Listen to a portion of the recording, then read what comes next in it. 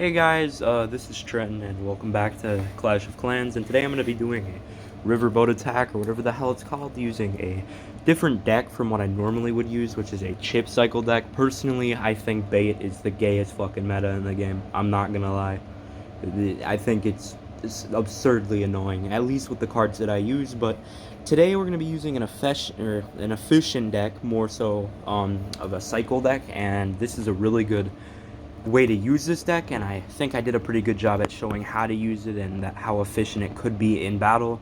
The audio kind of messed up, so I'm doing an overlay with my voice, so that way then you can hear me narrating the gameplay instead of just like raw gameplay. But if that's what you guys want, let me know. I'll gladly get rid of my voice, so that way then you guys can just hear the gameplay.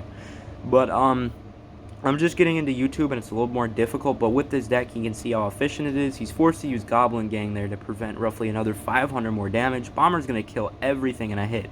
And this is why you have Rocket in this deck, solely to cycle out the tower and to get rid of their back tanks and anything huge like E-Barbs or something that you can't deal with if they have Zap and Arrows and Log. Which I doubt they'll have all three, because there's his Log, he couldn't do anything. My Spear Goblins are going to pull them into the middle, and only two will live.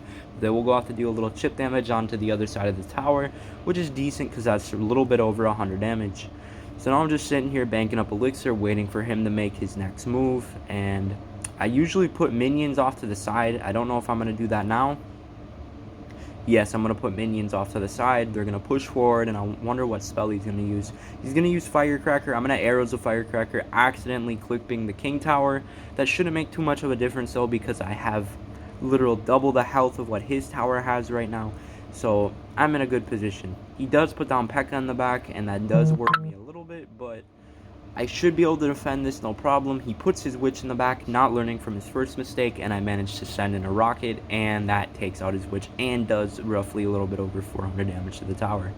So here comes his P.E.K.K.A. I'm just not going to really worry about that, so he does go ahead and log out my skeletons, but two do live, which do manage to make the difference in tanking. And if it really did come down to it, I'm not too worried. He goes ahead and sends in his Firecracker to get rid of my minions, and he sends in the Goblin Gang, which forces me to Arrows, killing his whole push. Then I think he just gives up here. He freezes my tower, so then I drop a P.E.K.K.A down, right, thinking that it's good game. Well, I was wrong. He decides to put down his Witch, thinking that he can stop me, but it does not work. And I just decide to put down Spear Goblins, to chip out those minions. And then my P.E.K.K.A manages to take a hit on the Knight, which is beneficial to me. And my Spear Goblins finish that off. And then my Spear Goblin gets one Spear in, and that's good game, no matter what he does here, unless he can get a dramatic push. I don't think he's going to win. He froze my tower again. I think he knows it's over. I send in an Arrows and Rocket for good game.